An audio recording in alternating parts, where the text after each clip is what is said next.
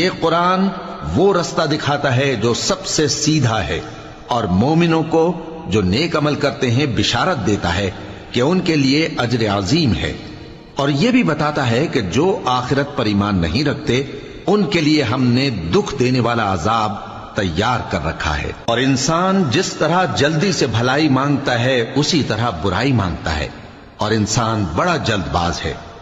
تم لوگ نہ تو سورج کو سجدہ کرو اور نہ چاند کو، بلکہ اللہ ہی کو سجدہ کرو جس نے ان چیزوں کو پیدا کیا ہے، اگر تم کو اس کی عبادت منظور ہے۔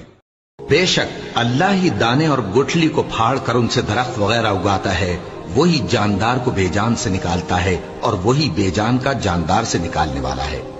یہی تو اللہ ہے، پھر تم کہاں بہکے پھرتے ہو؟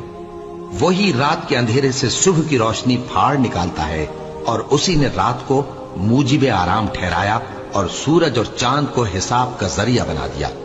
یہ اللہ کے مقرر کیے ہوئے اندازے ہیں، جو غالب ہے، علم والا ہے۔ اور وہی تو ہے جس نے تمہارے لیے ستارے بنائے تاکہ جنگلوں اور دریاؤں کے اندھیروں میں ان سے رستے معلوم کرو۔ عقل والوں کے لیے ہم نے اپنی آیتیں کھول کھول کر بیان کر دی ہیں۔ اور وہی تو ہے جس نے تم کو ایک شخص سے پیدا کیا، پھر تمہارے لیے ایک ٹھہرنے کی جگہ ہے اور ایک سپرد ہونے کی۔ سمجھنے والوں کے لیے ہم نے اپنی آیتیں کھول کھول کر بیان کر دی ہیں۔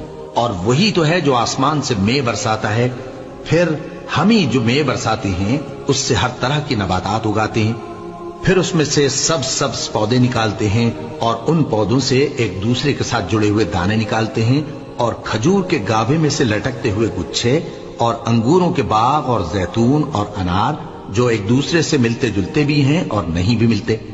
یہ چیزیں جب پھلتی ہیں تو ان کے پھلوں پر، اور جب پکتی ہیں تو ان کے پکنے پر نظر کرو۔ ان میں ان لوگوں کے لیے جو ایمان لاتے ہیں اللہ کی قدرت کی بہت سی نشانیاں ہیں۔